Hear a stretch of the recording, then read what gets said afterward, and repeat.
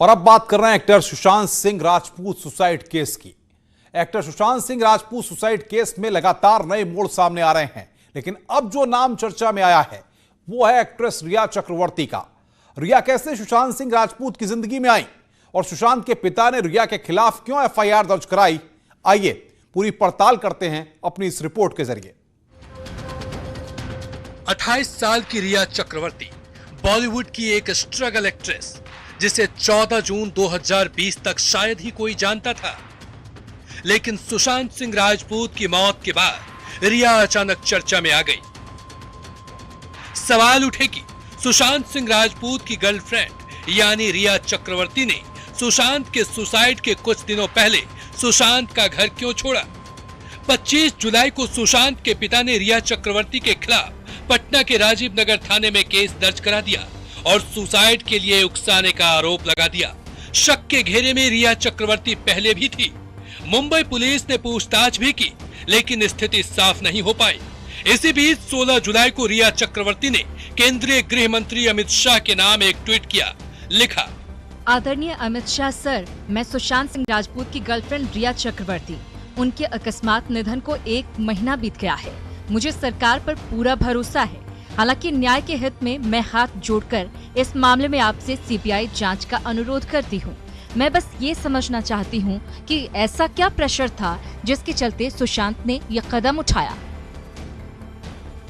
16 जुलाई को रिया चक्रवर्ती ने केंद्रीय गृह मंत्री से सीबीआई जांच की मांग की और 25 जुलाई को सुशांत के पिता के सिंह ने रिया के खिलाफ मामला दर्ज करा दिया।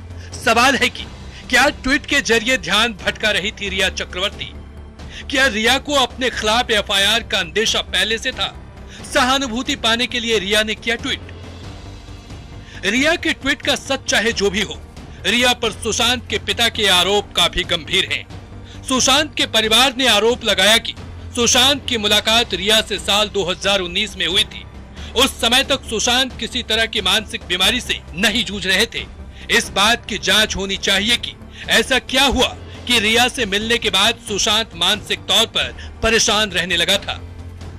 सुशांत के परिवार ने पूछा है कि अगर सुशांत का मानसिक बीमारी को लेकर इलाज चल रहा था तो इस बारे में उसके परिवार वालों से कंसेंट क्यों नहीं लिया गया।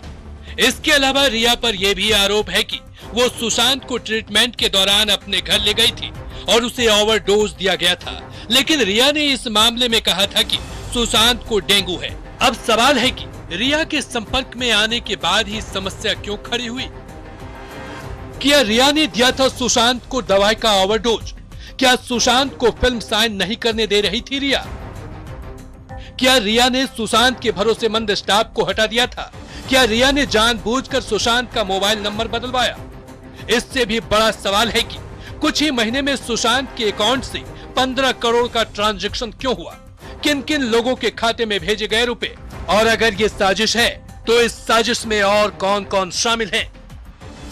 Bureau report, news 18। तो इस पूरी मिस्ट्री में यही है कि सच क्या है, ये सबसे बड़ा सवाल है। रुक रहे हैं ब्रेक के लिए, ब्रेक के बाद जल्द हाजिर होंगे।